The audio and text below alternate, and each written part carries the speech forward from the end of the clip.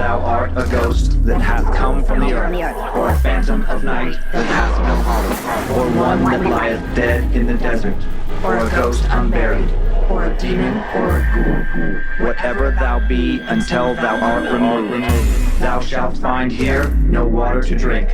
Thou shalt not stretch forth thy hand to our own. Into our house enter thou not. Through our fence break through thou not. We are protected, though we may be frightened. Our life you may not steal, though we may be scared to death. Welcome to Scared to Death, Creeps, Peepers, Roberts, and Annabelles. I'm Dan. Hi, Dan. I'm Lulu. Hello, Lulu. Oh, I tried to get you. Dang it. You know my nickname. I want to address really quick. Last show, I'm sorry I got so tired. I feel fine. We're recording this the same day. I love it. Like last show that we recorded 10 minutes ago. Last That's show. Same outfit. He changed. He didn't tell me he was changing. Oh, man. So I'm just going to stay here wrapped up in my blankie. I did put on new socks. You did. I did. But we were talking about that, just something like random energy dips. And sometimes in this room, this show, like after I'm done with my stories, I'll have this like, okay, I didn't mess anything up too badly. Yeah. And it's almost like this wave of like relief. Well, yeah, because you do talk a lot and I'm not being cruel, but you are mush-mouthed. Like You have to focus to pronunciate. Yeah, exactly. Yeah, it's a legitimate physical thing where it's like I don't. Well, have you're tongue-tied. Yeah, tongue-tied. And I have a career where I talk all the time. You have a tiny little mouth. I have to focus to really pronounce. But Momo's the same way. Like our daughter, same thing. If she had a speech impediment for years, and she's mostly out of it. But when she's tired, it's funny. She starts to sound a little drunk. Yeah. You know. But it was fine. Yeah, it was okay, fine. Good. I thought the episode still felt great. I think that, like, honestly, for our fans that have been with us a long time or have come over from Time Suck or Is We Dumb, it's like that's the reality of our lives. It's like there was like a moment of our relationship creeping through. And if you are a patron and you listen to the bonus episodes, you've seen more of that. Like we just kind of let you guys see the more reality. So, but we try to keep that out of the everyday show because it's like this is a show about spoopy, scary stuff, and we try to stay focused on that. Yeah. But I'm glad you addressed it. Yeah. It's like escapist, it's horror. Yeah, we know that. And we want to stay focused on that. But also just, there's this thing too where behind the scenes, we just know that the next like 3 months are going to be the busiest months possibly of our lives. Just with like so many parenting things on top of a lot of production. On top of touring, which like I'm so excited for anybody who's in the PNW close to Spokane. When you hear this episode, we'll be leading into your shows in Spokane. Oh, yeah. That's right. It'll be fun. I'll be there. All the shows. Yeah. All the things. Fun stuff. We never talk about stand-up here. I know, never talk about stand-up here, but I am having a blast. And it's nice. As busy as we are, we're very organized. And I think part of the energy thing too is like I've been rearranging my diet specifically just to have more energy as well too and be healthier. And so, which is great. 90% of the time I actually feel way better. Yeah. But then I'll have little like, I'm hungry. I know. Like energy dips. Yeah. And you're very sensitive that way. Your blood sugar, all of that. Yeah. But stand-up has been so much fun and the new materials coming together and I'm just having fun with it. Yeah. If you guys ever want to see Dan on the road, you could find it. This is just organically coming up. So I'm glad we're talking about it. But on dancummins.tv or like any of the podcast websites, we'll link you over. There's tour dates, and obviously it's not scary, right? But it is still escapism, and it's sometimes I go on the road with him too, and it's fun to watch people come out. And mostly, what I want from all of you is for people to go to the show and then just chant my name. Ah, nice. Yeah, I think like instead of it being like Dan or like Colt, you know, that's my favorite. Colt. Yeah, which from Time Suck. But it would just be so much more fun if people were like, Lynze. And then you came out and they went, boo, get out of here. That'd be great energy to start a show. Sure, it'd be so much fun. But if you're new Scared to Death, you can go to a good primer is Amazon Prime. There's the Get Out of Here Devil, my last special, which is the most recent to what I'm doing now. Yeah. And you can like it or no thanks. No thanks. You can just come back here and pretend like he doesn't do that. Yep, and then just block it. Yeah. So sorry for the long intro. That's also, if you're new, our shows don't normally start this way. This is abnormal. Absolutely. So let's get into it. What do you got over there? Talk to me about announcements. Real quick, badmagicmerch.com. It's just the same announcement of last week. And I have the limited edition blanket. Okay, great. Yeah, we just have the collection for the first annual Scared to Death Live Haunted Halloween True Tales of Hallows Eve Horror still in the store until November 1st. and still can buy tickets for the Thursday, October 28th, 6 p.m. Pacific time, Moment House Digital Experience show where we'll tell Halloween tales that we won't tell here and they won't be available anywhere else. Right. And you can rewatch it afterwards up through, including all day on Halloween. At badmagicmerch.com, there's tickets. We went over the Patreon donation last month for October.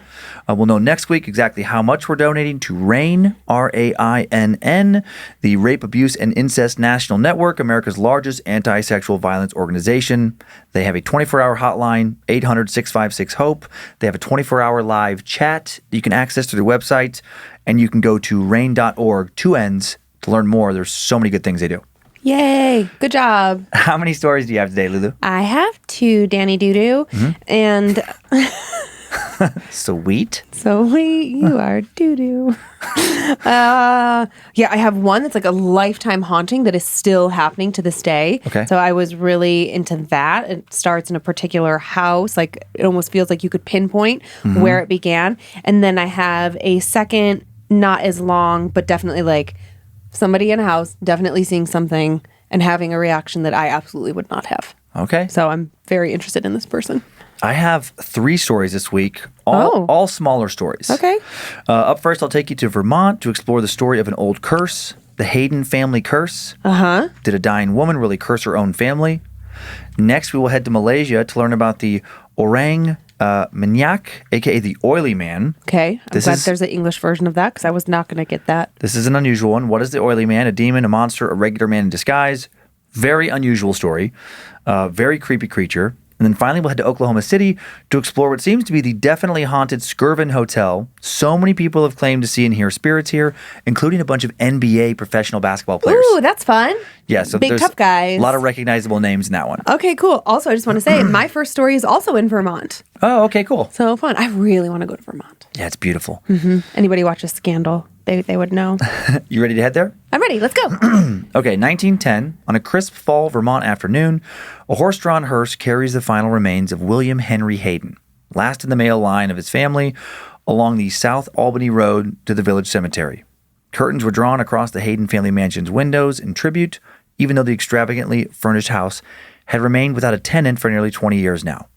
Locals seeing the hearse pass by whispered about an old legend. They told each other that William Hayden hadn't died of natural causes or whatever the family was reporting in order to save face. They knew that it was the words of one woman that had come to bear horrible fruit, the curse that Mercy Dale had placed 3 generations back. Time now for the tale of the Hayden family curse.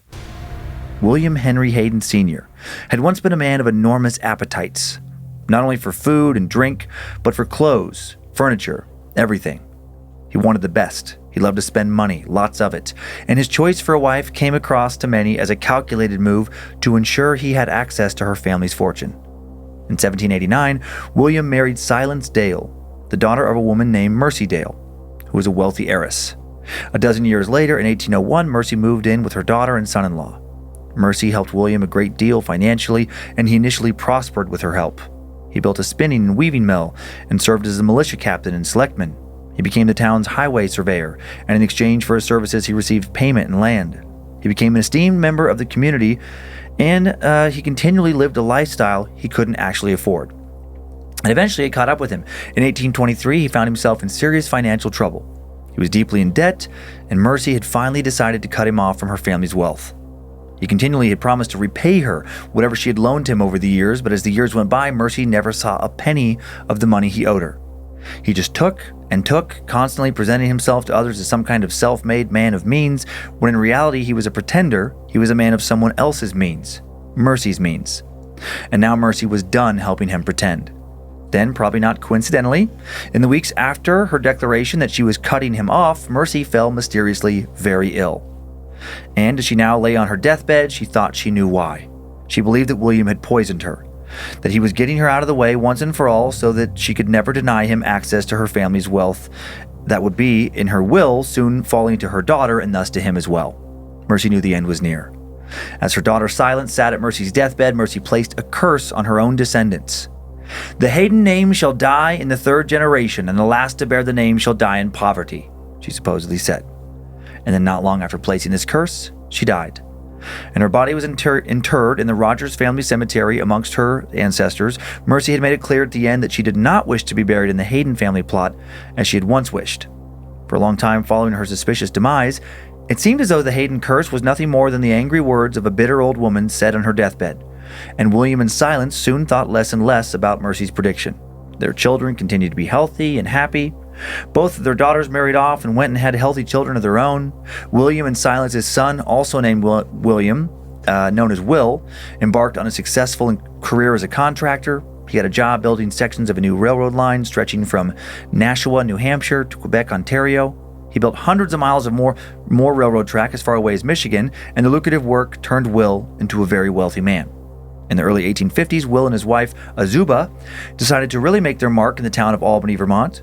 He swore he would build a grand mansion to show people in Albany what lots of money could do. And indeed he did. He was just as flashy as his father. The new Hayden family mansion was an ornate Greek revival structure. It featured marble fireplaces that disguised a modern central heating system. The house's dining room could seat 30. The entire third floor was a ballroom, its floor specially constructed with an 18-inch gap underneath so that it could withstand large crowds without damaging the ceiling below. Like his father, Will lived a life of luxury. He and Azuba took rides in custom-made carriages, servants waited on family members, and every year a New Year's Eve party was held in the third-floor ballroom, with guests traveling from far and wide to enjoy a slice of Will Hayden's lavish lifestyle. Mercy's curse had now been all but completely forgotten about, but that would soon change. Over the next decades, the members of the Hayden family began to die off, some suddenly and unexpectedly, in their youth, others succumbing to old age. First Will died, then Azuba followed in 1892. A family fight then broke out over who controlled the fortune. Another William, who went by Henry, Will's son, was accused of burning papers that showed how the Hayden fortune was supposed to be divided and conspiring with the brother-in-law to swindle other relatives. Some even believed that Henry had stolen the fortune and hidden it. But there wasn't much fortune left to be stolen. A remarkably small amount of money remained, and Henry apparently frittered that away in a lavish lifestyle that ended in poverty years before his death in 1910. By the time he died, enough other family members had also died that now the only remaining member of the family was his daughter Armenia, and she was flat broke. All that was left of Armenia's inheritance was an unsavory family reputation and a number of unpaid debts. Due to illness and humiliation, she decided to live out her final days in Waterville, Maine, where she died alone, in poverty, February 20th, 1927. She was the last member of the third generation of the Hayden family, and she died in poverty just as Mercy Dale had once predicted. Some think that her death did not bring an end to the family curse. They believe that anyone who lives in or near the lavish mansion that Mercy's money built will suffer. After the Haydens died out, a Canadian family purchased the mansion and the land around it in 1915 for $25,000. The new owners were bootleggers, using an elaborate network of tunnels below to smuggle alcohol down from Canada into the States. But then just 7 years later, in 1922, under circumstances that have never been truly explained, the Canadians sold the property abruptly and left. The rumor is that spirits haunting the mansion scared them away. And that pattern would repeat. Over the years, each successive owner found the mansion too difficult, too expensive to maintain in the grand style it was accustomed to, and perhaps too haunted to keep living there. Eventually, the estate was sold off piece by piece, and most of the new owners suffered tragedies. Unexpected deaths, structure fires, financial problems. Soon the mansion fell into disrepair. For many years, the mansion remained completely abandoned and was open inside to anyone passing by. Some who entered claimed to hear violin music resonating from the old third-story ballroom. One woman named Helen, who grew up in the Hayden house in the 1950s, beginning when she was 11, would later recall that there were a lot of fires at the property that seemingly started on their own. She said she once saw a fire start in the roof of an outbuilding that started spontaneously while no one was in the area. She also recalls when the L, an added wing of the mansion, and a carriage barn both burned down. No one could ever determine a reason for the fires. She believes the property is haunted. She says, "My mother saw a ghost at least twice. The first time, she noticed a man sitting in the living room dressed in Lincoln period clothes with a hat similar to what Abraham Lincoln wore. She didn't believe what she was seeing, tried to ignore it, but she had a little boy visiting at the time, and the boy saw the man too. He called it Pipère, meaning grandfather in French, and approached it. And when he did, the apparition stood up, walked down the hall, and then vanished. Another time, my mother heard old-style ballroom music. It seemed to be coming from the dance hall in the upper portion of the house, sort of like an old-fashioned waltz. Curious as to where the music was coming from, she walked to the top of the stairs, and then the music just stopped and went away. To this day, people still claim to hear the music on certain nights and to see strange shadows passing by windows and peeking out from behind curtains. Maybe sometimes they're seeing the spirit of Mercy Dale, enjoying the mansion that her money would eventually make possible, enjoying knowing in death that her curse, placed in the final days of her life, was fulfilled. I'm going to curse you. You're going to curse me? Well, Why? if you're naughty, you love to spend money. I love to spend money. You're extravagant, you're over the top, you like flashy things. I felt like this man. was sort of a Really? cautionary tale for you. Not at all. Dan's so conservative. I know. I was picturing anybody who's like watches a show. They're like, yeah, he wears T-shirts, and usually you guys' own T-shirts. I know. It's like the ones that he gets from his own store at a discounted rate. I would love it if like next week you just start wearing like nothing but plain black T-shirts, and then the fans come to find out that they're like $600 cashmere short sleeve nice. T-shirts. Cashmere T-shirts, is that a thing? Yeah, it's like a cashmere blend. It's like a very like light, like a cashmere. Well, I guess it would be a linen. It'd be like a short sleeve cashmere sweater. Can I wear like a cashmere jumpsuit, like a tracksuit? Is there such a thing as a cashmere tracksuit? Sure, of course. Nice. Do you know how expensive that would be? What if I wore a cashmere tracksuit and then I had like a medallion, like a necklace, but with like just a big diamond at the end of it? How big? 500 carats. Okay, that's insane. 10 carats. Okay, 10 carats. So you're okay, 10 carats, and if it like meets, No, diamonds can't be big. They're too expensive. Okay, just a big, like a gold nugget. oh, What if wow. I just had a giant gold nugget at the end of it? That's more weird almost. But still expensive. The cost of gold has really gone up. Has it really? Like all things, Yeah. steel. Because like the labor to get it, Yeah. you know, COVID and affected the mining too. yeah, and you know, it's in countries that are more affected in different ways. That makes sense. Yeah, it's all very interesting. Anyways, You wanna see- great story. Okay. Great- Thanks. yeah, Something different. Yeah, I like that. And I was trying to rationalize it in my head, like, oh, okay, well, like the bootleggers could have just up and left because Yeah, they're caught. bootleggers. True, You know? true. But I don't know. I wonder if like when you curse a family like that, like was it really a curse, or is it like when someone speaks something into existence that you is kind of always lingering, and then if you're not actively trying to not have it happen? Maybe it became some kind of self-fulfilling prophecy. Those are the words I was looking for. Like maybe the third generation is like it was in their head, and they're just Yeah, like, well, exactly. we're going to lose it all anyway, so let's blow it. Exactly. And then because of that, they lose it. Yeah. yeah. We could go live there and see if this all falls apart or not. Oh, just randomly just put it to the test? Yeah. Okay. Okay. I mean, I said I wanted to go to Vermont. Yeah, Could true. you imagine? True. If we're like, okay, guys, my we're God. doing it. And then we get there and it actually falls apart. 3 months later, this is all done. First pick, final resting place for the Hayden family, their burial plot. I just love those cool old cemeteries. I was just going to say that I love old cemeteries. I think I should be buried in New Orleans. Ooh, yeah. This next one, 19th century photo of members of the Hayden family in Albany. That is a weird photo. I know. Up on these old pillars. Yeah, Yeah, it it is a feels- weird. And just because it's old and the sepia tones at the bottom, it almost looks Yeah. like the guy in the middle doesn't have legs. Like he kind of starts to blend in and is floating. Oh man, if you photoshopped those pillars out, you just have like floating children. It could be a very strange, creepy photo. This next one is Hayden Mansion sometime in the mid 1900s. Okay. And then this is what remains of the mansion today. You know, it's been like We're very sold exciting. off. Now it's not really much of a mansion. It's just like a little house. Oh. The main house. But like the L's gone, I think. There were some fires and things. What was that season of? Oh my god! There's like a famous haunting up in the Northwest, and I want to say, or not Northwest, Northeast, and Amityville? The Amityville house is the most famous. no, but there was a season of American Horror Story, and like it just that house reminded me of it. Like the locusts take it over, and I think you did an episode of Time Suck. Oh god! I did an what's episode on Amityville on that house. No, it was something else. Oh. I don't know. Okay, I'll remember later. Oh man, it's gonna drive me nuts. All right, I found that first story more interesting than creepy. This next story, I think, is definitely a lot creepier. Okay. Very odd. I will Okay. say this is just a weird story. But I like this. It's just different. Okay. No setup on this one. Time now for the tale of the oily man. What is Malaysia's oily man? There are a couple of different theories. Some believe that the Orang Minyak, Malaysian for oily man, is a warlock or shaman, medicine man, etc., who coats himself with grease as dark as his soul, which helps him along with dark magic to attack women and then evade capture as he slides out of pursuers' grasps. Yeah, he only focuses on women. It's super creepy. Some think the oily man is a demon of sorts, the warped soul of a witch doctor who took his dark experiments too far. Still others believe the oily man is not a human or the soul of a former human. They think it's like a cryptid, a Bigfoot-like creature that wanders the region. According to Michael Newton in his Encyclopedia of Cryptozoology, a global guide, the orang minyak is an aggressive unknown hominid or primate reported from peninsular Malaysia. Natives of the region claim that this large hairy biped attacks rural villages by night and carries off young women.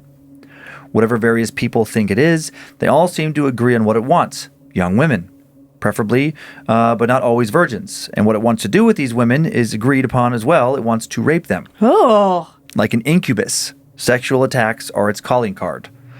Over the years, reports have come in of oily men having different looks, some tall, some short, some with red, yellow, or golden-colored eyes. Why do Malaysians think all of these different-looking creatures are the orang minyak? They all share one distinguishing physical characteristic. The body of the creature is almost completely covered with dark, slippery oil that seems to seep out from inside of this monster. The oil doesn't drip. It simply sits there, reeking of death and rot, waiting for the oily man to smear himself against his chosen victim. The strange, horrible creature has allegedly been spotted far more than I expected.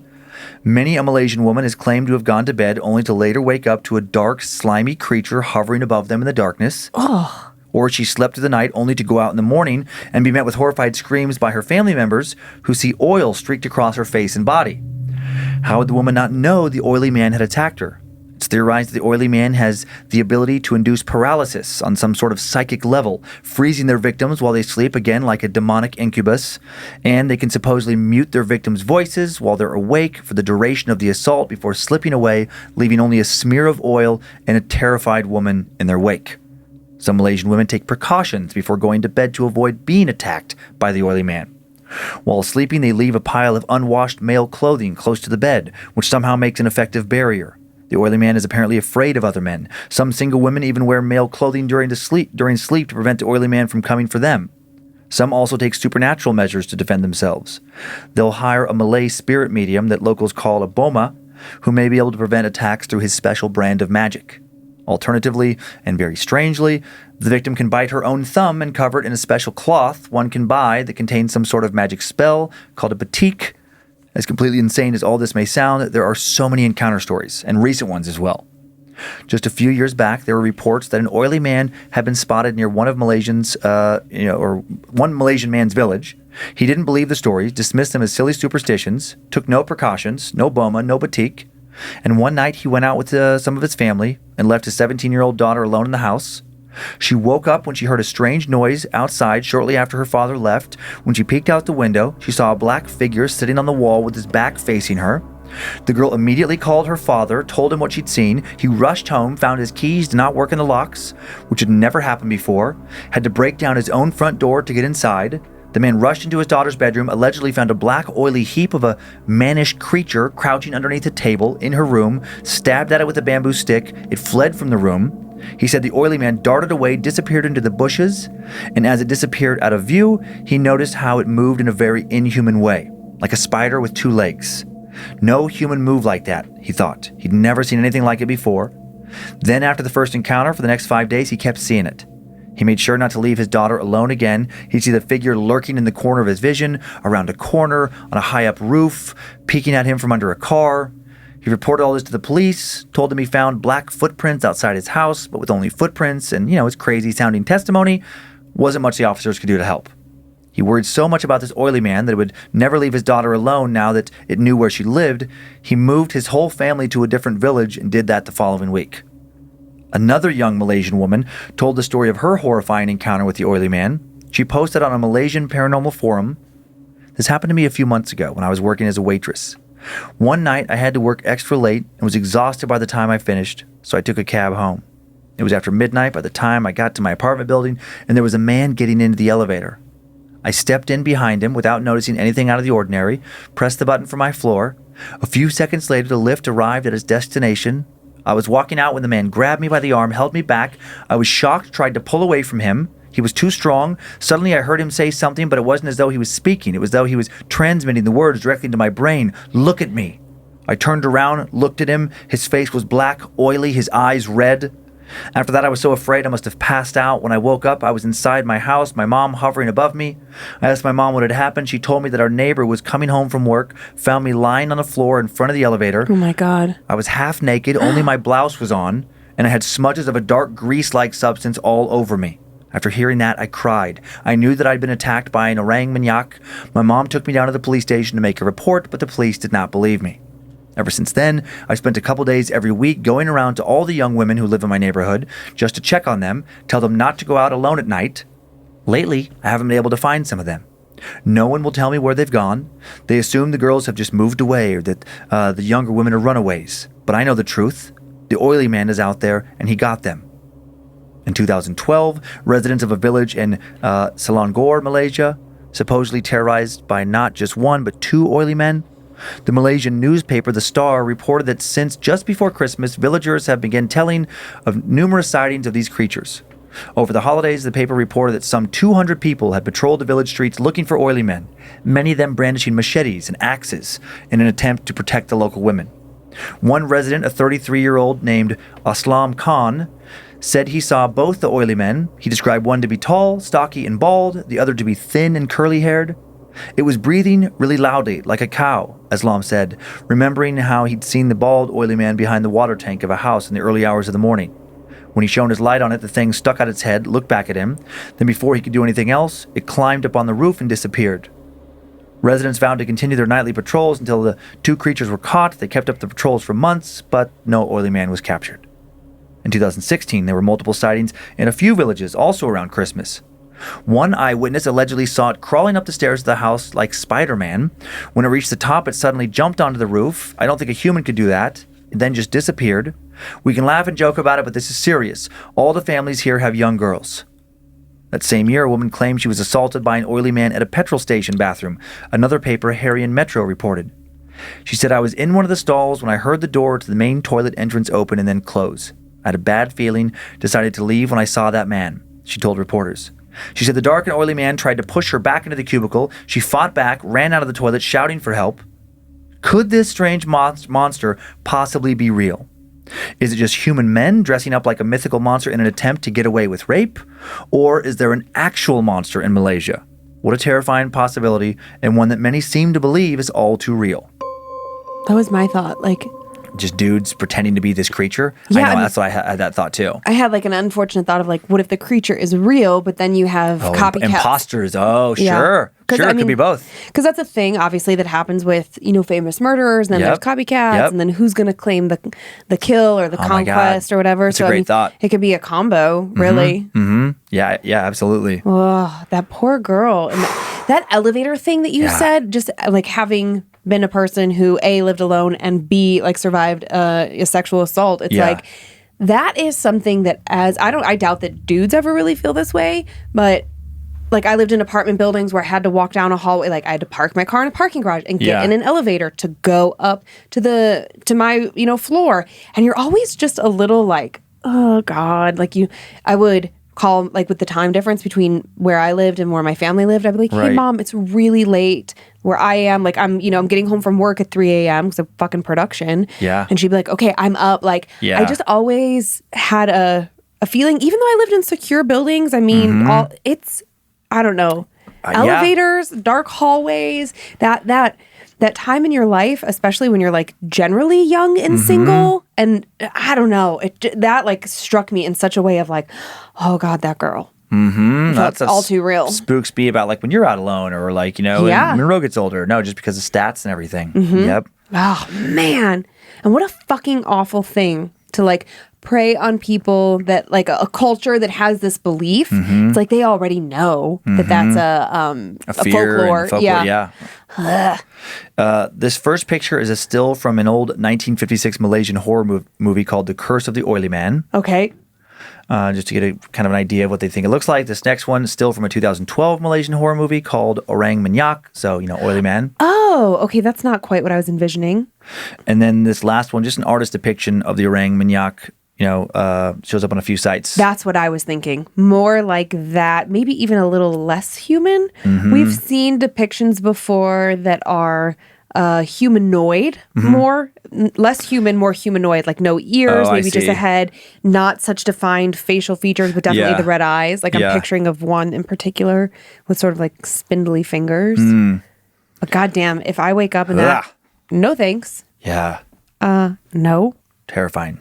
Do you have more oily man questions? Or no, that was my thing. Like, actually, I did think it was interesting that the men in some of the villages were like getting machetes and prepared to try and scare this thing away or harm this thing. But I was thinking that if it's a spirit, well, the theories are all over the place. Like some think it's basically like a witch, like an evil witch doctor. Right, but if it's an evil witch doctor, like has it come back from the dead? No, they think it'd be like a living person who just did too much dark magic and kind of like transformed. I see. Like in American Indian folklore, the the skinwalker. How a skinwalker can be like a person that just transforms into a monster because of deeds they're doing in this life. But they don't have to die first. Yeah, because my note was like, would a machete even work against a spirit? But I see, I was misunderstanding. Also, I'm just sitting over here trying to remember what this... Maybe it wasn't a TV show. It might have been a movie. And there's a house in the middle of nowhere. And a bunch of people go and stay in it. Maybe it's like a challenge or something. But it's like a famously haunted house. And I can like... Joe, if you want to do some Googling. I know I've given you a lot of great tips. I tried. Based off these tips, I couldn't get it. I'm still trying. I know it's... I can't think of it. I want to like... And then like people try and like leave the house. Maybe there's like a mother and a daughter and like a lot of people die in the house. Is it a contest? I want to say that on Time Suck you made up some like joke about it. Oh man. And so then it was like, but it was in an actual episode you did. And then I really do want to say that the house was overcome with like locusts or something. Well, there was one that was overcome with flies, but that was the Amityville house. It was? Yes. I do think you're thinking of that house. But it wasn't like all family that stayed there. I don't know. People are going to listen to this episode and be like, I know what she's talking about. Yeah. Like, where are you when I need you, people? And and then it probably won't be Amityville. I'm like, oh yeah, that one. I know. It's going to come to me. Too many shows now. It's going to come to me. You want to head to Oklahoma City now? Hear one last story? OKC. Decent amount of historical setup for this old Oklahoma City landmark. And this is an interesting story where there's just so many recognizable names. Cool. Especially for sports fans. Built in 1911, the Skirvin is Oklahoma City's oldest hotel. And from what I can tell, probably its most haunted. During the urban renewal era of the 40s and 50s, the city's government tore down hundreds of buildings in an effort to create a city that would match the look of the next century. The Skirvin, one of the very few to remain standing, becoming one of the most historic buildings left in downtown. Built in 1910, opened to the public in 1911, the Skirvin Hotel was named after its owner, an oil man named William Balser, W.B. Skirvin. Originally, Skirvin was supposed to be a passive owner, and he had a partner, Fred Sherbel, who was set to run the place, but then Sherbel was found shot to death under suspicious circumstances. Aye. And then, for better or for worse, local authorities seemed to have brushed the investigation of his death aside. Some whispered that Skirvin had killed him so he could turn the Skirvin into exactly what he wanted.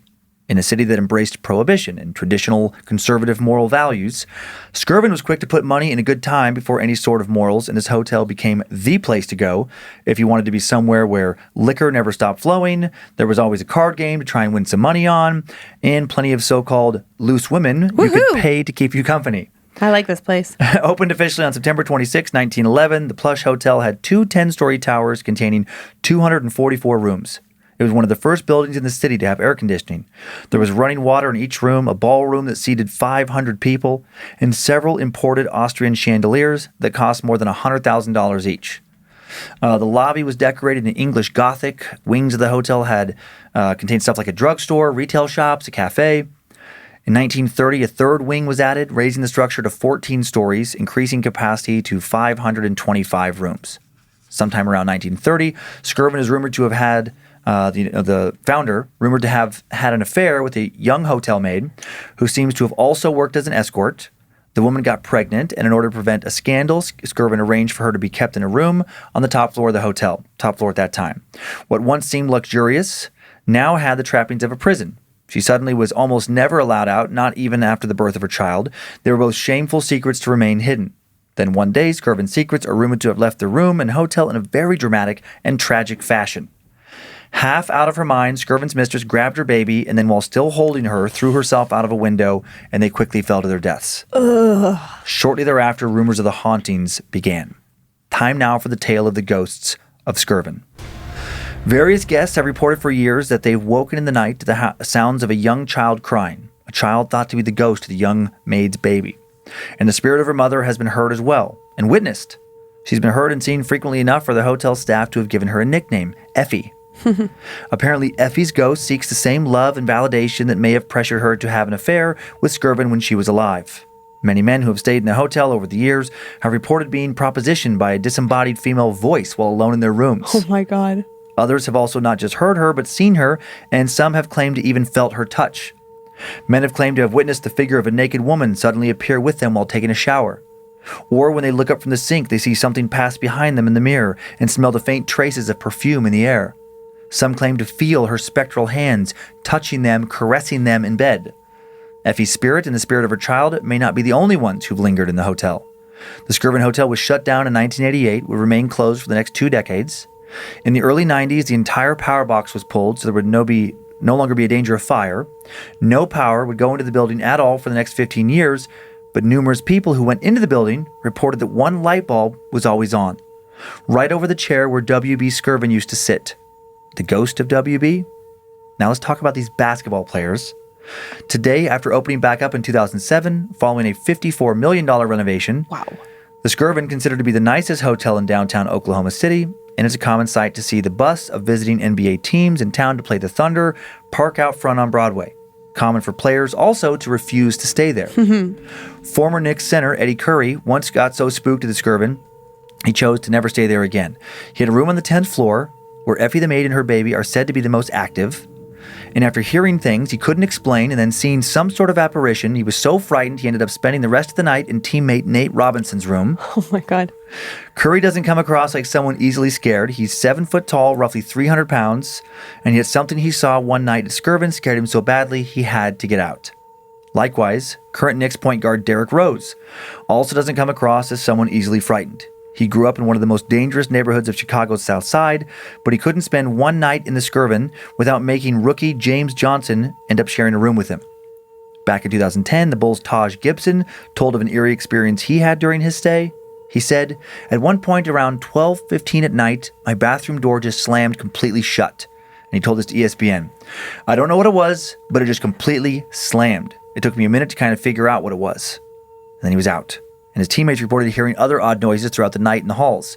In 2015, current Atlanta Hawks guard Lou Williams, then with the Lakers, checked himself out of the Skirvin in the middle of the night, booked himself into a different hotel, rather than endure more of the creep show in the room he was staying. "Hell yeah, I believe in ghosts," Williams, then with the Toronto Raptors, told a reporter. He said that after having a strange experience involving his practice gear somehow materialized inside a locked room instead of the hall on the other side of the door, he doesn't stay at the Skirvin anymore. So many players have claimed to have had haunted encounters there that in January of 2019, Brooklyn Nets star point guard Kyrie Irving, formerly of the Cavaliers, announced that he was producing a feature film about all the purported paranormal activity at this hotel. He did? So we'll see if he finishes it. That's what he announced. There are several additional players who have claimed to have had paranormal encounters there. Former NBA forward Ron Artest, a.k.a. Meta World Peace, when he played with the Lakers, claims that Effie's ghost touched him all over one night while he lay in bed. He acted like he liked it too. He's an odd guy. The ghosts of the Skirvin Hotel haven't just limited themselves to just the players. Famed sports writer and podcaster Bill Simmons gave a chilling account of his stay back in 2010. He said he flew to Oklahoma City, watched the Thunder beat the Nets, joined some friends at a local restaurant for dinner before heading back to his room. As he was checking in, Bill jokingly asked the clerk to put him in one of the haunted floors. He was surprised when she informed him that he was already on one of the floors where guests most frequently encountered spirits. He figured she was joking, he laughed about it, and then when she laughed too, something about her laugh gave him goosebumps. Like a knowing laugh. He was creeped out by the feeling of her eyes on his back when he walked to the elevator. He got a little less spooked by the time he got to his room. But then he was so tired by the time he unpacked and showered, he'd almost entirely forgotten about the ghost stories, something about the front, and forgotten about the front desk clerk bothering him. He got ready for bed, called his wife, watched 10 minutes of SportsCenter, then fell asleep. In telling the story, Bill claims that he has always been a very heavy sleeper, that he's never been the kind to wake up for no reason in the middle of the night. In fact, he's often slept through alarms. which makes it very odd for him to wake up at 4:30 in the morning in his Skirvin Hotel room, heart pounding, feeling scared. Why had he woken up? What was going on?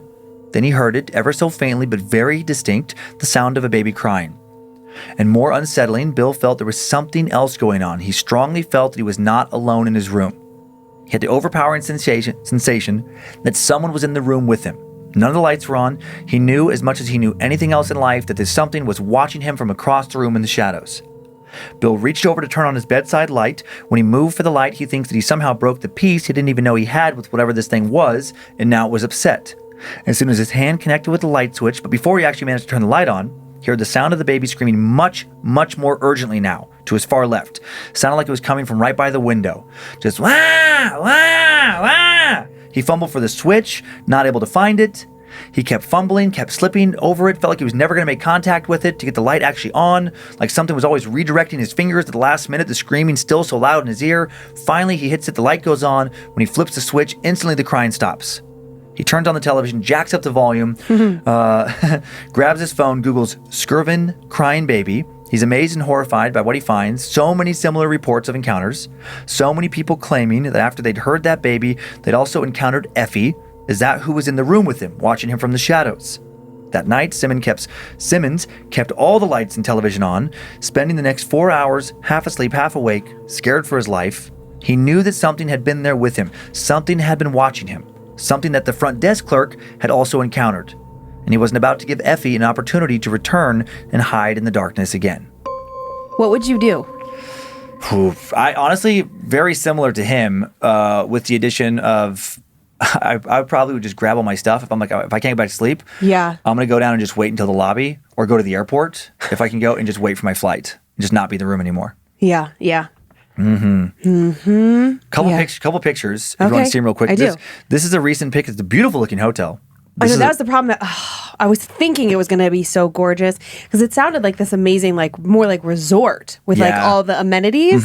Very nice. That's beautiful. This is a pic from the early 20th century of the Skirvin Hotel. Yeah, beautiful then. Oh man, I mean, imagine then too, just what a landmark, compared to the rest of the skyline, I'm sure. And then one more. I just want to say, I love those old hotel signs. Yes, me too. Yeah. And then one last pic that I just thought looked cool of the Skirvin.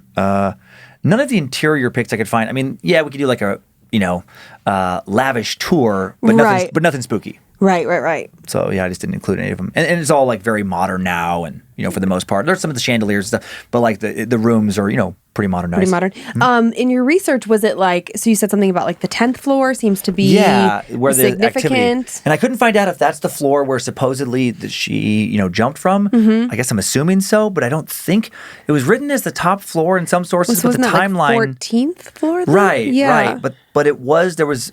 Some of the floors were added on. Yeah. So I think what the situation is, I think that like it was the top floor when that happened, and then not long after that they added more floors, and that's why she's haunting that floor.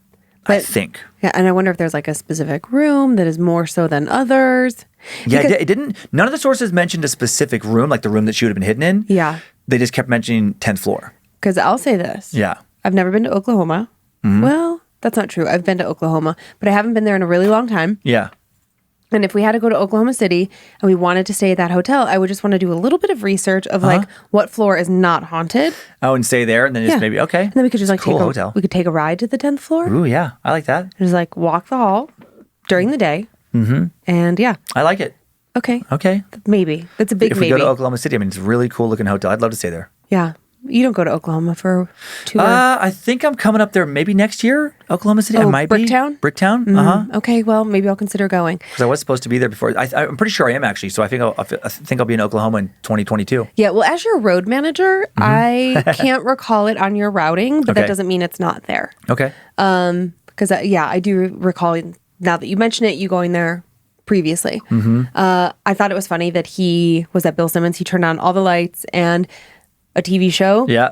When I have to sleep alone, if I'm feeling at all nervous, I sleep with the hall lights on, and then also a night light, my Himalayan salt light, which is like bright enough to give me comfort, but not so bright that it keeps me up. Yeah. And then I put like some TV show on that has many seasons, so it can just like play and endlessly. play and play.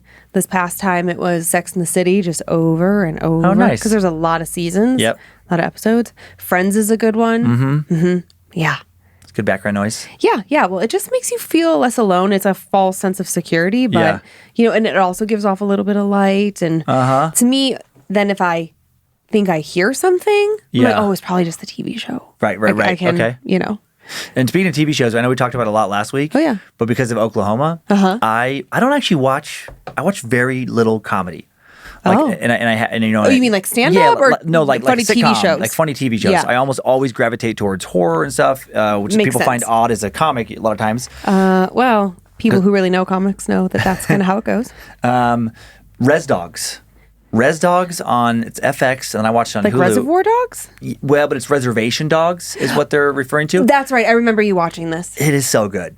Yeah. Season 1 is, I think it just finished. I think no, maybe not. No, I've watched all the, well, I think so. I think I've watched all the episodes that have come out. I can't remember, but I was caught up as of a week ago, and Okay. it's very, very good. And there's like some just random, like Bill Burr is in it for an episode. And That then, seems fitting. and Bobby Lee. Just some funny comics that are in it, but also. How come you're not on it? I never had to. We had the time. I'm just kidding. I know. Why haven't they contacted me? It's strange. They haven't called you. You don't live in LA, and like you don't have a big acting career, but strange that they haven't called. It's weird. Yeah, they're snubbing you, really. I know. I should be furious. I'll stop watching it. Yeah, I agree. Speaking of TV shows, that's just popped in my brain. I heard that they're currently filming the next season of Yellowstone. Ooh, nice. And I think that that's going to be it. Okay. I read everything up. Yep, I read a something that was like, and that will be the end of it. Well, good. I love that show, but sometimes they drag on too long, and then you're like, oh man. Yeah. Well, that show has a feeling of like it could become monotonous. Of just like, yep, we get it. Fucking John Dutton doesn't want to give up his ranch. We get it. Yes. Yeah. Agreed. So that's it. All right. Well, that's what I have for you. Well, as we're recording this, the books are at our house. Oh yeah. For signatures. Some books, all the rest of the pre-orders have gone to the warehouses, the distribution centers all over the country. Yeah. So some people have their book too. Some people, by the time you hear this. By the time you hear it, you should have it. You should have it. In fact, if you don't have it, let us know because they're all going to ship out this week. Woohoo. Woohoo. And yeah, just thanks again for supporting us on that project. It was so fun to do it last year as an experiment, really. And then this year to feel so much more confident, like know what we were doing. And we're even changing some things internally for next year. And I hope that it continues to just always get better and better. Yeah. And it's a very pretty book. It's very pretty. And it's something like just that I'm super proud of. And yeah, it's a great thing. So thanks for letting us do that for you. Yay. Okay, so my first story And is... good job, Logan, with all the designs. Oh my God, he's like annoyingly talented. You know what I mean? Okay, so what squishy do you have? I have Dracula. Oh, that's like perfect for Halloween month. Yeah. That's pretty cute.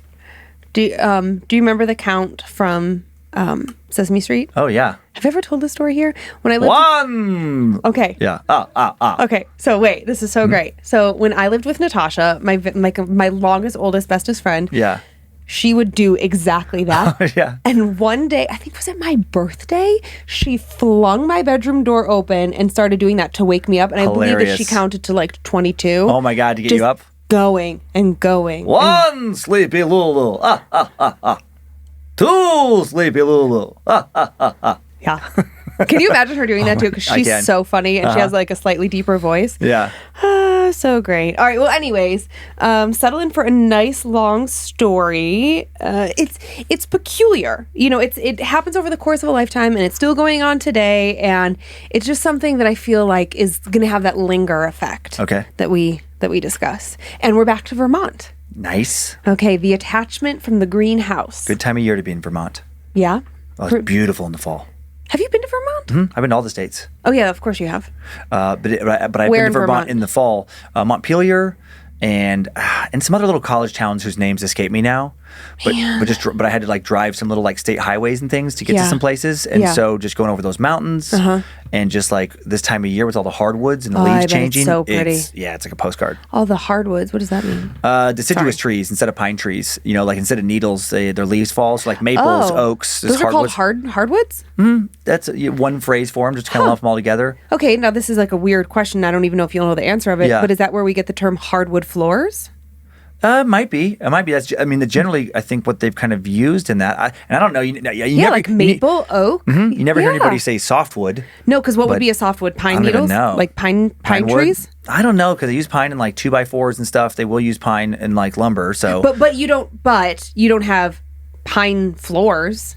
I don't think generally you will have furniture made out of pine. Yes, but I'm just talking floors, because you don't say, I have this hardwood chair. You say I have hardwood floors. Yeah, so probably is. Interesting. Probably is. Yeah. I love when I like discover little things like that, because everything comes from something. Yeah. Some people are very into origins, and it just makes me happy. I feel smarter. But their mountains are covered by much less pine out here, and much more of those. And I don't know which ones they are. If they're maple, maybe, or oak, or which ones they are. But they're just, their leaves fall and they change color, and it's beautiful. Yeah. Well, growing up in Ohio, I mean, it was very much that kind of stuff.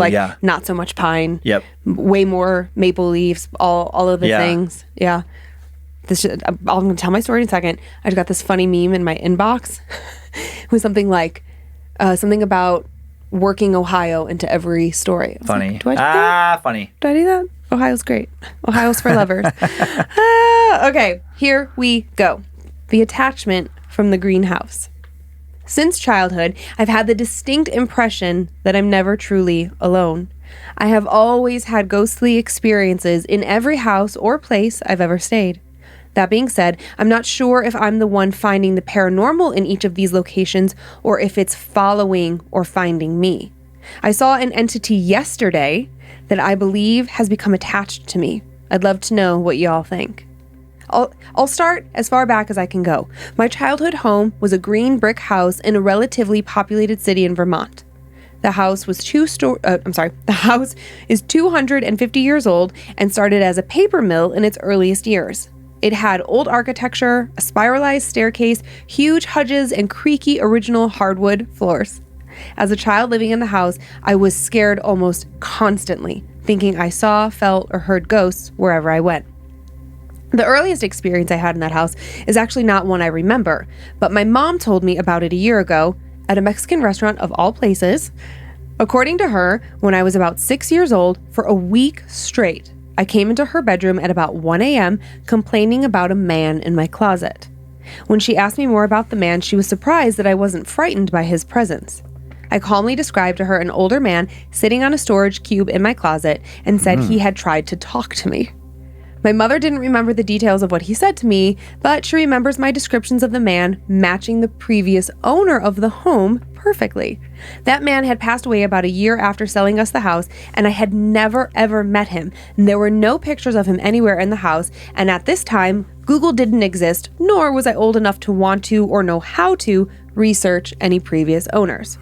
My mom moved my bedroom into the other spare bedroom after that, and I didn't complain about seeing the man anymore. As I got older, my love for horror grew.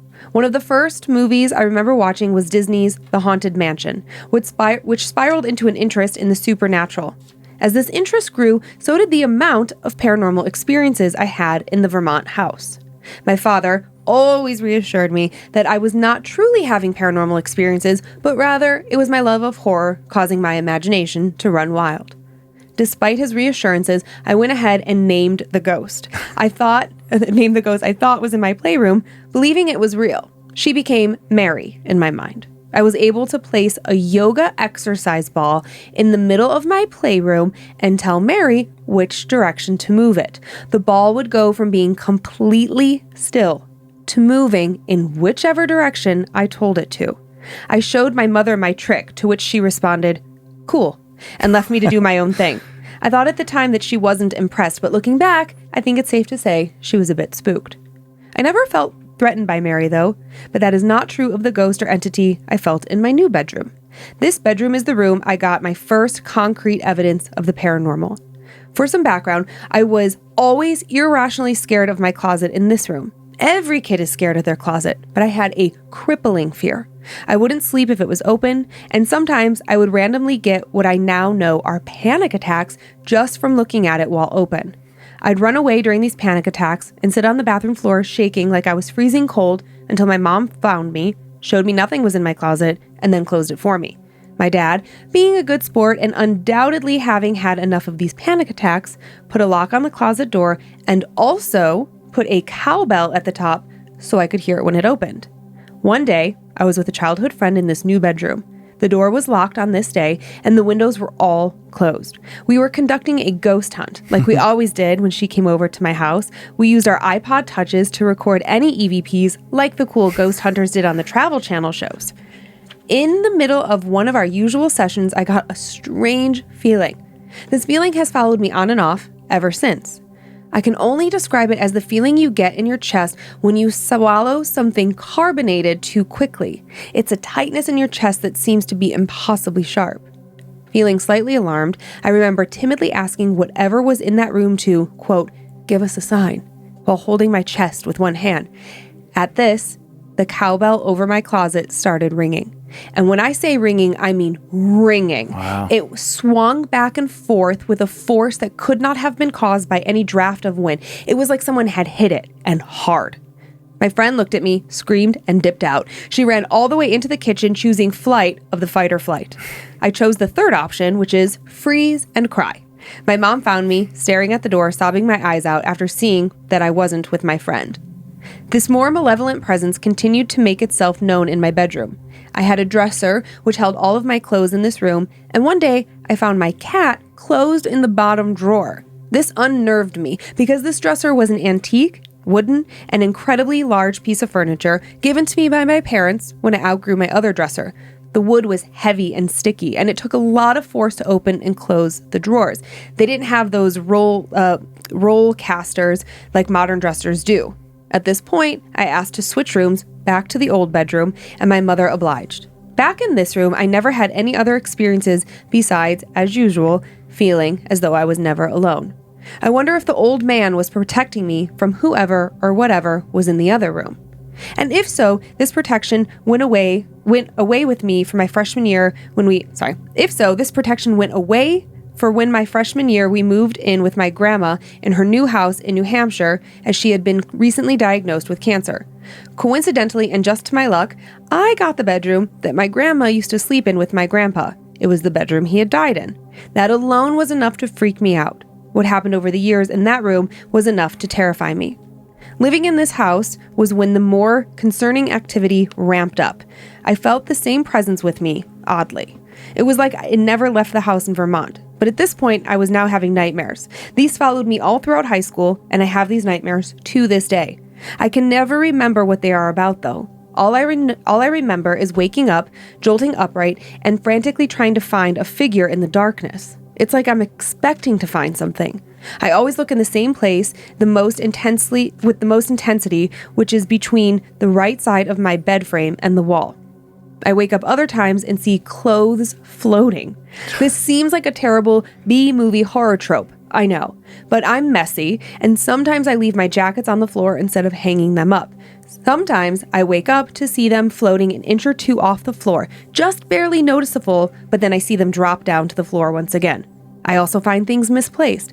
I'll place my hairbrush down in one place and find it under my pillow. I put my keys on my desk and then find them under my bed. This is more annoying than scary, as I'm always running late and these dang ghosts don't help that habit. The presence responsible for this followed me to college, seemingly. In college, too, the footsteps I heard in both my Vermont home and my New Hampshire home came with me. My roommates even jokingly complained to me that my demons came with me, packed in the pocket of my backpack. One of them complained of having similar nightmares that I have in my house in New Hampshire. I didn't tell her about that beforehand, though, and I don't think I will either now. I don't want to freak her out. She's very religious and scares easily. And what's the point if she isn't experiencing them anymore? They're all mine. The most alarming activity, though, has taken place in the last month. I'm home from college until September, so I'm back in my room in New Hampshire. I've felt more outright threatened by the presence in this room in the last month. It all came to a head in the last 2 weeks. I woke up about 2 weeks ago to find my lights on, my covers on the floor, and my Snapchat open on my phone with a picture of the corner of my pillow taken on it. This unnerved me. I have never had a history of sleepwalking, and I had remembered falling asleep with the lights off and the covers up around my neck, which is the only way I have ever slept. I had no memory of turning my phone on or turning any of the lights on, let alone taking my covers off of me or kicking them away. I slept in the living room for a few days after that. Determined not to let this stupid ghost chase me out of my comfy queen-size bed, I tried to reclaim my room. I took the approach of, if you don't acknowledge it, it's not there. This did not work. I woke up a week later with bruises all over my left leg. I was freaked out by this, as I do not generally bruise easily. I can count on one hand the amount of times in my life I've had dark bruising like that. There were 3 lines of bruising spanning diagonally on the back of my calf and one that wrapped around to the front, almost like rods had been hit against my leg. And lastly, yesterday, an incident happened that made me write this story and send it in to you.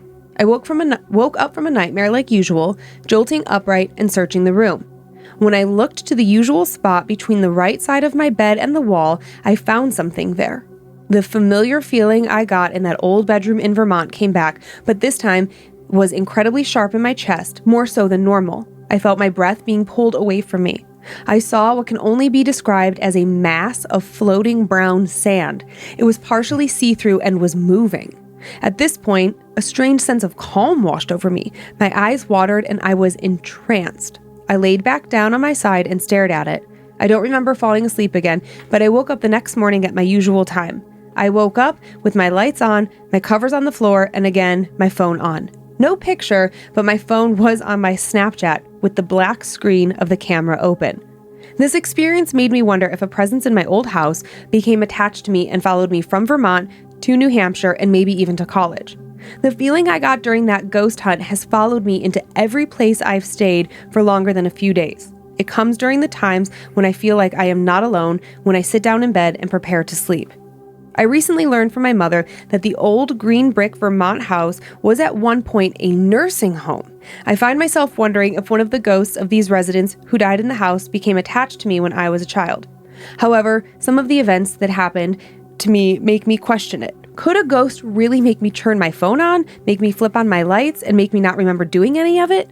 Would it give me bruises? Would it be toying with me this much? Or are my friends right, and this is something worse, something non-human? I suppose only time can tell. Thanks for reading, and hope you all have a great summer. Caitlin. Thanks, Caitlin. The bruises is weird, like what she talks about, like doesn't bruise easily. Mm-hmm. Like if you weren't really a bruiser, like somebody cruising for a bruising. If you weren't somebody who bruises tend to show up on, and then all of a sudden you wake up with like several very distinct bruises, and you don't remember like hitting yourself or getting hit at all, like the day before that. And right, if you're not a klutzy person. Yeah, I mean, that is something that shows up in a lot of like demonic possession claims, is mysterious bruising, like some kind of psychic attack, paranormal attack. Yeah. I like the long, slow build. I mean, not for you, Caitlin. Sorry about your bad luck. But it's interesting to me that it's been going on, and just like it feels like it's slowly building. But it also feels like there could be something, like maybe more than one thing going on here. Right. Because in some instances, I felt like she was protected and like she was safe and like something was kind of looking out for her. And then in other instances, I'm very scared for her. Like Mary. Yeah. Mary seems playful. She seemed, like... Also, if you are in a room and you can make a yoga ball move without touching it, that would be enough for me. I would be fucking done there. Yeah. But she seems kind of calm about it. I just don't know. Like, Caitlin, are you freaked out? Are you not freaked out? Are you sometimes freaked out? Like, do you think it could be more than one thing? Was it this one thing and you let it in? Like, there's always that theory that, like, the happy, kinder ghost, Mary, is not actually happy or kind, but it's a trick to get you to accept it, acknowledge it, let it in. And now it's really showing its true self. Some manipulative entity that's, I think of The Conjuring that we just watched. What were the Ed and Lorraine Warren 3 steps? Like infestation, oppression, possession. And then that whole thing with like the little Annabelle kind of at the very beginning of the movie when they're just talking about how like it tricked you. Yeah. And there is no little girl. Eek. Chihuahua. Do you feel like you have time for one more? Yes. Okay. So now, in the last episode, we talked about the incident at our house that is still, like, anyways, I was trying to figure out, like, if something I had read in 109 and 110, because I was prepping the episodes side by side, did I somehow accidentally bring something out? Like, like as you're reading these stories, because again, I mean, we all know this if you've been listening for a while, I try not to work on the stories at home. I try to keep this energy out of our house. I think it's really important to have a sacred space that doesn't feel invaded. But sometimes, like, listen, sometimes I have to work from home. And so I was like, okay, thinking about it, like 109, like what did we talk about? Was there something there? Like, and then as I was working on 110, my computer started to glitch like crazy. Like, weird. It was doing weird things where, like, I would try and scroll and it wouldn't move. And then it would like go really, really fast, like crazy all over the place, which could just be weird delay or something, but also odd timing. Yeah, I was like, okay. And then I was thinking about these two in 110 in particular, because I'm like, oh, is it one of these stories? So I don't know. And the reason I thought about that is because in this second story, the person stays so calm when they see something. Okay. And I'm like, okay, I hear what I think is breathing behind my refrigerator, and I'm in like fucking, I'm crying. So I don't understand how you could stay so calm. I hope it's not the thing from last week. We simply must be going now. Whatever that was. Let's hope that thing, we're not bringing that thing into the... Well, I couldn't have, because I didn't know about that, and I didn't prep it in the house. Like, I wasn't... Okay, good. Giving energy to it. So it's not that. Yeah. It's not Anna. God, I hope not. Maybe, unless she's attached to you and you brought her home. But you haven't, like, gone anywhere to visit her. True. So I think we're okay. All right, here we go. Hey, Dan and Lynze, I'm in love with the podcast and a longtime fan of Dan's stand-up. Thank you. I've been listening to the podcast nonstop since I found it a month ago, and I knew I had to share the story of my own haunted house. For short backstory, I've always felt connected and sensitive to things that I couldn't see but could feel. As I got older, my mom told me that several family members were also sensitive to energy shifts and presences. I remember feeling things as a young child, but never saw anything or experienced much else. Not until I moved into the house I currently live in. I've been in my current house for about 6 years. Up until 2 years ago, I felt only shifts in energy or a sense of being watched. My room is on one side of the upper level in my house. My parents' bedroom is on the other side of the house, along with my younger brother's room. I rarely step foot on that side of the second floor. My parents' room has always made me uneasy. I've sensed a spirit in there since day one. My younger brother, 5 at the time we moved in, was scared to sleep in his room for the first few months we lived there. He said he had seen a man covered in blood standing over his bed. While this may have just been his imagination, I wouldn't cross it off the list of possibilities. About 2 years ago, the activity in the house started getting more intense. I was home alone one day on the second floor.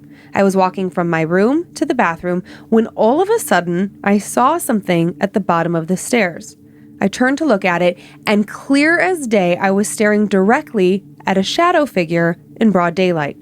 He walked past the staircase and continued into the other room. Naturally, I was freaked out. I had looked directly at it. There was no way I had just imagined it. But I walked downstairs and looked around. It was gone. The doors were all locked and no one had come home yet. This entity, however, didn't seem to really scare me other than the shock of actually seeing it. I believe this is the spirit I have felt all along. This is the first spirit I believe that lives in my house. It is a negative masculine energy. His presence makes me uneasy, but he seems to just watch me while I go about my business in the house. Although the energy is negative, he hasn't done anything to actually harm me. Other than waking up with a few scratches and unexplained bruises every now and again, he generally leaves me alone. The other entity in my house is much more interactive. This entity gives off feminine energy, but is neither bad nor good. She just seems to want my attention. One day, shortly after I'd seen the shadowy figure, I was in the shower, when all of a sudden, the shower curtain was quickly jerked, but was also hit with a great force. It looked like and sounded like someone had punched the shower curtain. Like a moron, I quickly pulled back the shower curtain to see what had caused it, and there was nothing. There was nothing on the floor that could have fallen, and the door was locked. Needless to say, I sped up and got the hell out of the bathroom. I grabbed all my stuff and carried it back to my room, and my bedroom door was open as I walked to the corner of my room to set my clothes down in the laundry basket. As I turned around to start walking towards the door and close it, it slammed shut. Again, I have been looking directly at it. No one was home and no windows were open. And even if they were, my door is super heavy. No wind could slam it shut like that. I didn't feel unsafe, so I simply laughed it off and blamed the female entity since she seems to want attention. And now for the crystal aspect of the story. I have a bunch of crystals and I keep them mainly in my room because my parents don't believe in them. I don't place any crystals on my bedside table, but every now and then I wake up to one of the crystals placed nicely on my bedside table. No one really knows where I keep my crystals, nor does anyone enter my room while I sleep, as I keep the door locked. Typically, it's a quartz or a rose quartz. I find it comforting, almost like a little gift, as if the entity knows which crystal I need at that moment in my life. My mom feels the entities too, but doesn't like to talk about them. I think that they're spirits of two deceased family members. I have an uncle who sadly passed away after taking his own life. I believe the cause of his death is why the male entity feels negative but is harmless. The female entity, I believe, is my grandmother who passed away from health issues.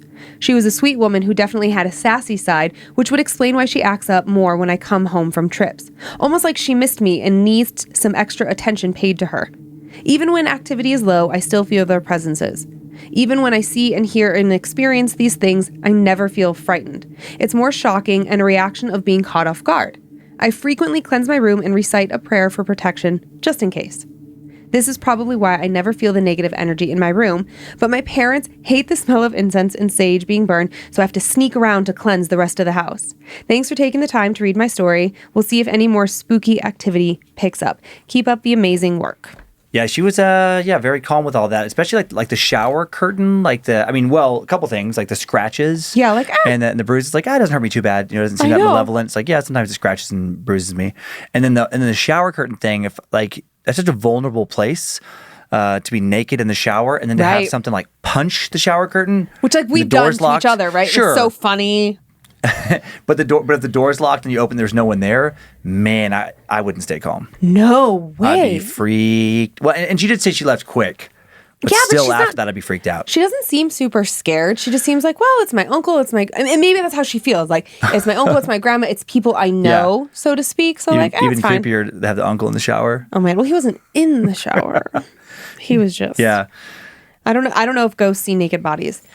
I don't know what they say. Who knows? Who knows? But good for her for staying so calm. I know. I'm like, how? Like, what? You're just chilling with these ghosts. Like, oh no, it's fine, it's cool. I'm like, oh, this one's playful. She just wants my attention. Maybe that's the best attitude to have in that situation. Well, then did I maybe do the wrong thing with refrigerator ghost? No, because you got rid of it. It seems like. Okay, now I did play that for Joe Paisley. Joe, you can weigh in. And he was like, he's like, well, maybe it's sounds like an air compressor, maybe, but do refrigerators have air compressors? I don't think so. Again, I just don't know enough about refrigerator. I'm not a refrigerator consultant. I know. It's very, very bizarre. It does keep filming it. It is weird that it went away. Yeah. I know. Let's just see if you hear it again. Yeah. But it was like I heard like a quick breath in and then not really out. It was interesting. It just kind of stopped, which did remind me of a pressure. Like it's pulling it in, pulling air in, and then pushing it. That poor little raccoon, you heard his last breath. Oh. It's just like it just wanted you to pull that fridge a little bit out. The raccoon that was in the wall was allergic to sage and salt, and you just snuffed it out. Well, then Nice. I did my job. Well, I think I'd like to go first today for the Annabelle shout-outs, if that's okay. Yeah. I would like to thank the following Annabelles for supporting the show and making our donations possible. Allie Reed, Matthew A. Bailey, Amy McGarry, Gabriela Sanchez, Selena M., Brandy Ray, Carly Fountain, Echo Brown, Angel Cresswell, May, Dan Driscoll, Stacy Sosinki, Alex Graff, Ned Burneth, Justin Hawkins, Jennifer Tashi, Desiree Johnson, Daniel Toby Gonzalez, Tom Dovrak. Oh boy, I meant to give you this one. Oh, okay. Okay, you are very clearly Greek. Panagiotis Stavrinos. Okay. I'm sorry if I butchered that. That's a tough one. Greek is tough. Mm-hmm. Ben Bailey, Dana Rudder, Jacob Elijah, M.N., Chris King, and Daniel Moran.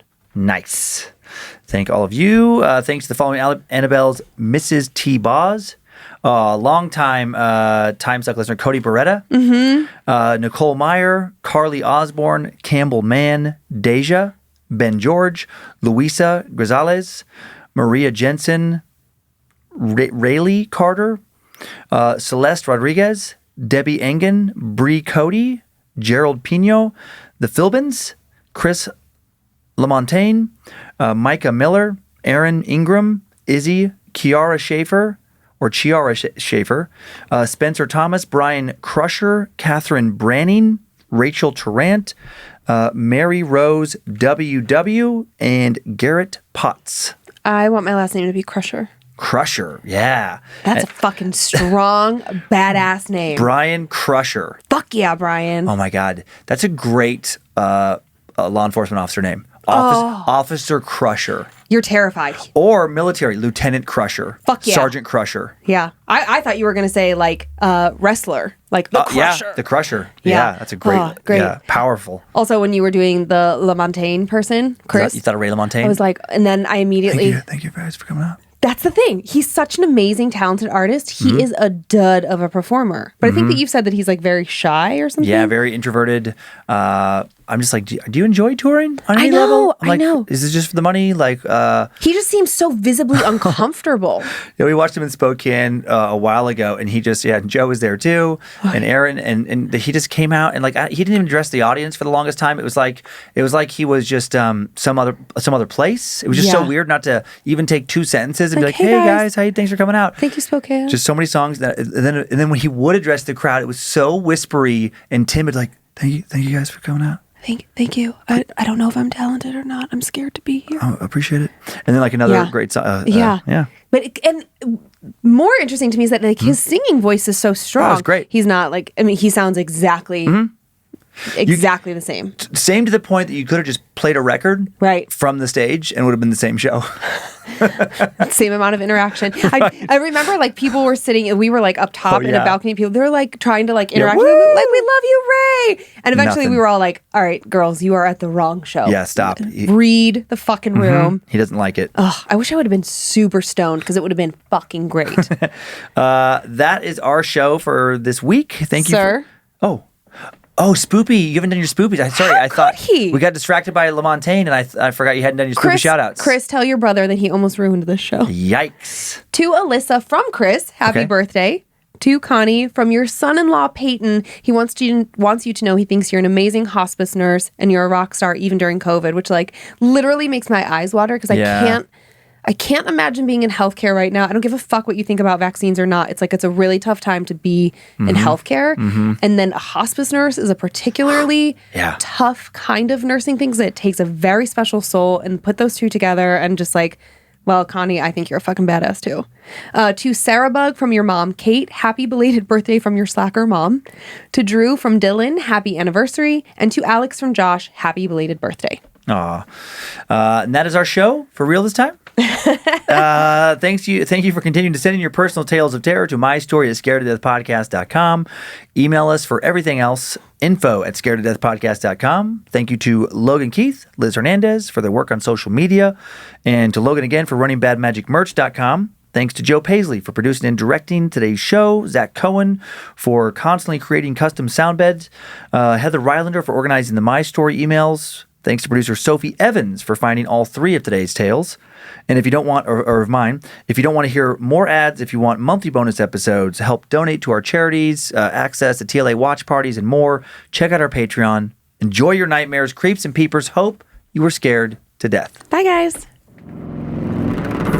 If spirits threaten me in this place, fight water by water and fire by fire. Banish their souls into nothingness and remove their powers until the last trace. Let these evil beings flee through time and space. Evil may pass through, but hath no home here within, scared to death.